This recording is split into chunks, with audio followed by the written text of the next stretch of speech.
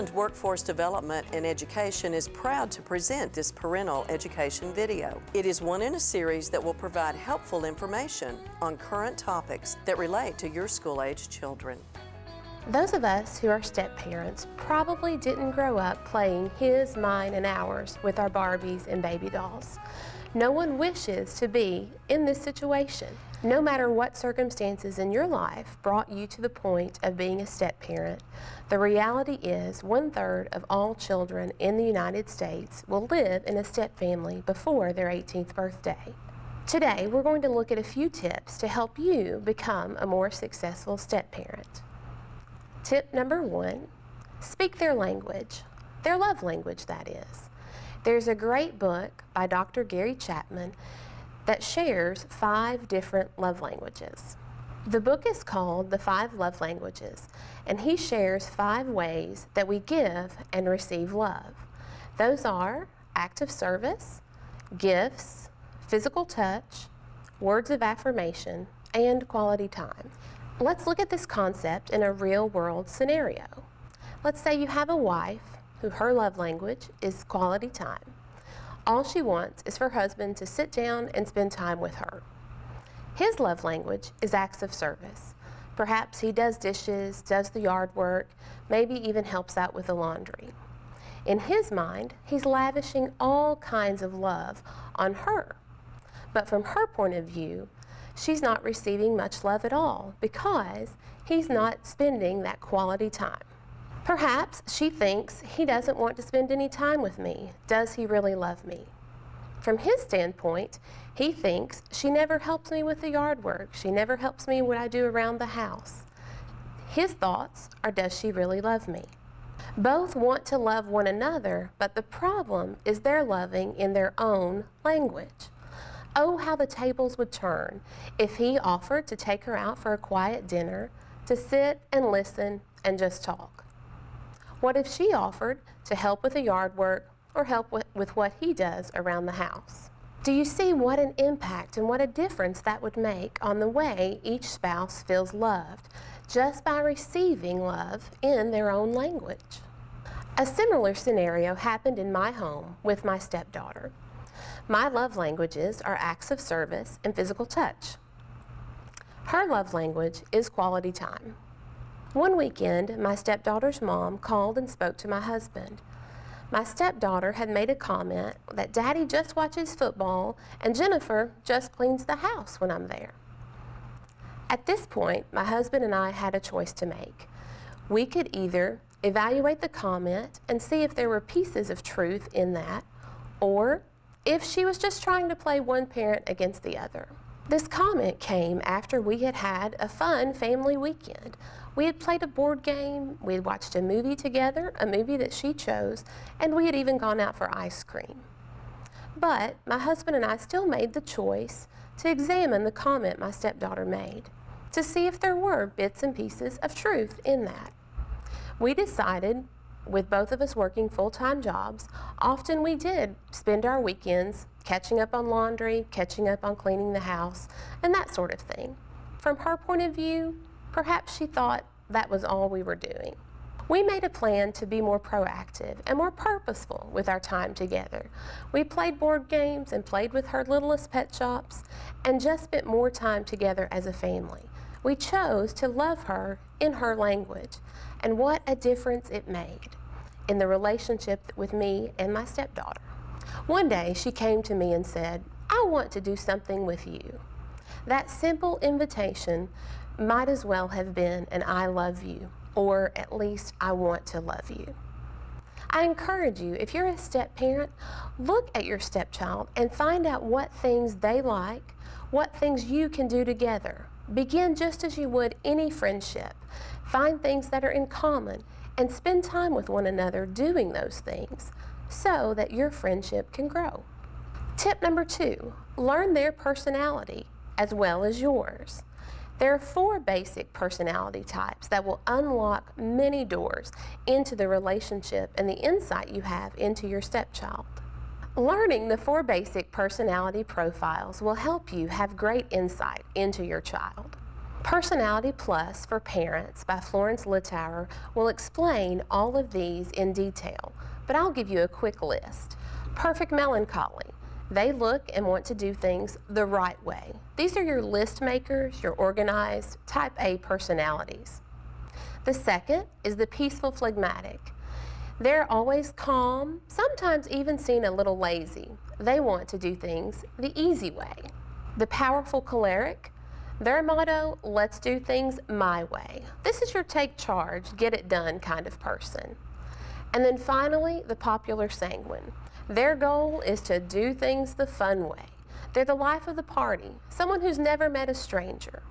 Understanding your stepchild's personality, as well as your own, will help you understand more and more about each other and even get along better. Tip number 3, don't diss your child's DNA.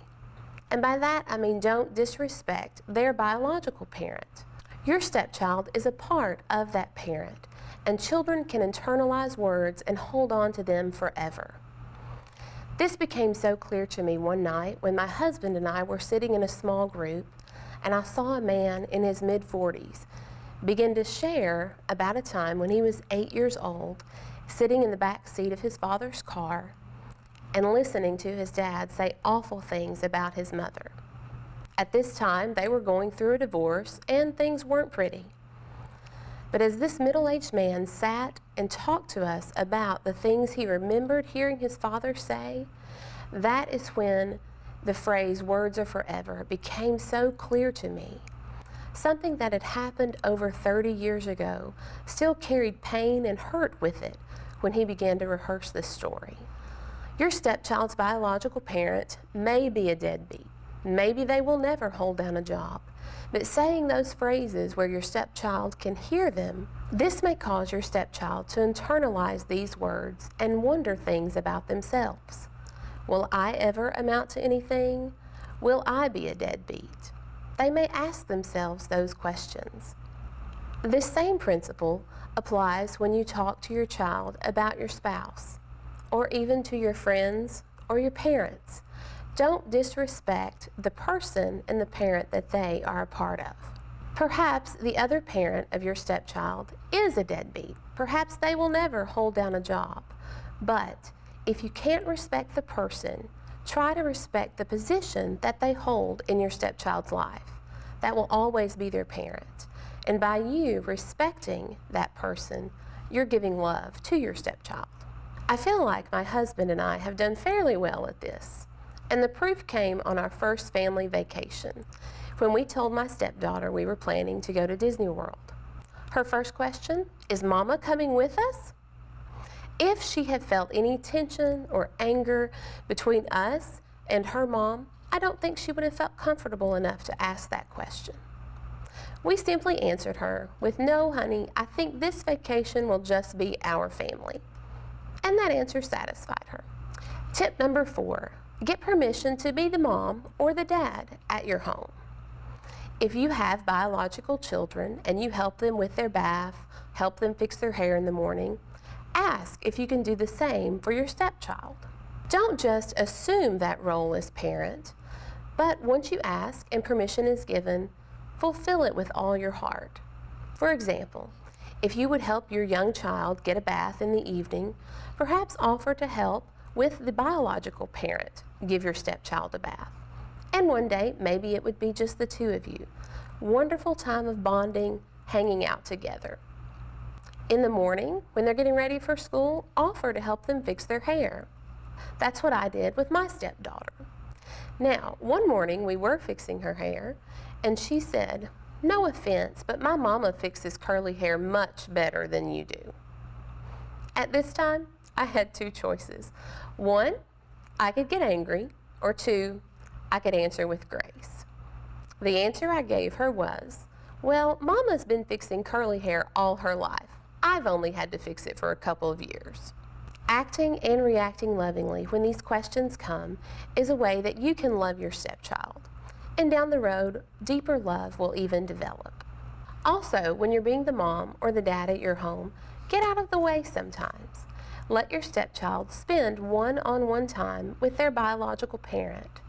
This will encourage them and help them to understand they've not been displaced, that mom or dad is still theirs and you're willing to share them. One time, I made a comment in front of my stepdaughter that her daddy and I were going on a date. She seemed shocked at the very idea that we would go on a date without her or that she wasn't invited. So I asked her, said, "Do you and Daddy do things without me?" "Yes," she said. "And do you like having Daddy all to yourself?" Her answer was yes. I asked her if she and I did things without Daddy. "Yes." "And does she like having me all to herself?" Again, her answer was yes. So I told her, "Sometimes I like having Daddy all to myself too." Does that make it any better? Sure. She understood because she knew she liked having all Daddy's attention as well. Remember, maintaining your marriage is a core point in building a strong step family. Another favorite part of mine in being the mom in my house is the holidays. Mom tends to set the tone for the holidays around Christmas and Thanksgiving. Well, because we're a step family, we share my stepdaughter on Christmas morning. We're able to have her in our home every other year. On the years where she's with her mother with Christmas morning, I wasn't willing to give up a Christmas morning for our family. So we decided we're going to pretend. So every other year, one day we pick that fits our schedule that tomorrow is going to be Christmas. We'll all go to bed and we'll announce, "Tomorrow's Christmas, tomorrow's Christmas." And when we wake up the next morning, we pass out our gifts, open them one at a time in our pajamas. Then we have a big homemade breakfast and play with our new toys. It's a way to make the holiday special, even if it isn't really Christmas morning. Tip number 5, the honey-do list. As a step parent, I encourage you to leave discipline, schedules, and talks about money to be the two biological parents to work out those details. Now, if your home runs anything like mine, the step parent may have to remind the biological parent about these conversations. But when it comes to splitting money for dance classes, sports teams, swapping days to fit your schedule, and things like that, let the two of them work that out together. Don't disappear during discipline. This will show your stepchild that you and her parent are playing on the same team. And that's very important. They need to know that you're together in this, no matter what may come. Even during discipline, you may have to play good cop, bad cop, but the step parent gets to be the good cop. Tip number 6, buy another toothbrush. By this, I mean give them their own space. Don't ask your stepchild to tote toiletries back and forth. I realize you can't have two of everything, but they don't need to feel like a guest in their own home. You know that feeling when you visit a friend or you're a house guest for a few days? You wonder how they do things. Where does the towel go when I finish my shower? You feel a little uncomfortable sometimes, and you don't want your stepchild to feel that way or go through those feelings. So help them have their own space. If they can have their own room, that is a great thing to help them feel like they belong at your home. I tend to be a glass half full kind of person. And I thought of it as my stepdaughter had 2 rooms, 2 sets of clothes, 2 sets of toys, until one day I was reading a book about being a step parent. And the author made a statement that wherever a stepchild is, they're living with half their stuff. Could you imagine trying to cook dinner in your kitchen with only half your stuff? Do you know how frustrating that would be, how complicated that could get? Your stepchild lives here all the time, in that place of only living with half their stuff. So I encourage you to give a little more grace if they forget something at mom's that they should have brought to dad's, and work out a system in your home that helps them to get those things that need to go back and forth to each home. Number 7, take the high road, and you'll never be sorry. When it comes to Mother's Day, Father's Day, Christmas, your stepchild will want to buy their biological parent something. What child wouldn't want to give their mom a special gift on Mother's Day, or have dad a tie wrapped up for Father's Day? Before my husband and I married, he had already begun this tradition. He was always faithful to take my stepdaughter shopping for a gift for her mom on Mother's Day or for a gift for Christmas. Once we married, we continued that. She gets such delight in picking out something for her mom just from her. And that's a way that we can honor her mom. And she sees that we are honoring her and blessing her in return. Remember the story I told earlier about how my stepdaughter told me I didn't fix curly hair as good as her mom? Well, I chose to take the high road with that response. I could have said a million other things, but had she repeated those at her mom's house, that could have wreaked havoc in my home. So take the high road. You'll never be sorry. Tip number 8, be honest as they can handle. And honest might change as they grow older. When my stepdaughter was 6 or 7 years old, we answered questions about child support. Why are you giving Mama money? She would ask. So we chose to answer with, to help her take care of you, to buy your clothes, to help with school supplies, and that sort of thing. We could have gone the direction of, well, your mom took Daddy to court and wanted all his money. That wasn't how it happened in our home, but many relationships do end that way. We chose to keep it as a positive experience, that we wanted to help her mom support her as she was growing up. Another tip to remember when talking about being honest is to never answer for the other parent. There'll come a time when the other parent may have to answer tough questions from your stepchild about how their marriage ended, how was everything in the divorce, why do I live with mom or why do I live with dad? Maybe even give that other parent a heads up that those questions are coming, that your stepchild has been asking these things. You would want the same courtesy in return. Tip number 9, put yourself in their shoes. My parents are still married. I can't imagine the thought of watching my dad kiss another woman. Some of you watching this may have grown up in a blended family, so you will have wonderful insight and support to offer your stepchild. Some of you may not, but remember, put yourself in their shoes. As a step-parent, you may also serve the role of grief counselor. Your child will go through the stages of grief when their parent gets divorced. And when you come into the picture, those stages may begin all over again because you have been the person to ruin the dream of their parents ever getting back together. My stepdaughter came to me one day, and this was when her mom was dating a guy she really liked. I would say my husband and I had been married a couple of years. My stepdaughter's solution was, I know, you and Daddy can get divorced, he can marry Mama again, and you can marry, and she said the name of her mom's boyfriend. It was sweet that she didn't want to leave me out, but I knew she was dreaming a dream that wasn't going to happen. So I told her, I know how that seems like a good plan in your mind, but you understand that that probably won't ever happen, right? She kind of shrugged her shoulders and said, yeah, and turned around and went down the hall to her playroom. But even though we had been married a couple of years, it still showed me that she carried that dream with her of her parents getting back together. And who could blame her? Your stepchild may say things that will hurt your feelings. Keep in mind that they're just wanting to share their heart. You may just not have cared for their delivery. Remember to consider their point of view and how their world has been turned upside down.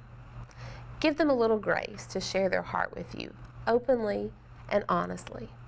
And remember, you're the adult in the situation, so sometimes you're going to have to act like it because you were the one who chose to marry someone with children and walk into this world of step-parenting. Tip number 10, never say never.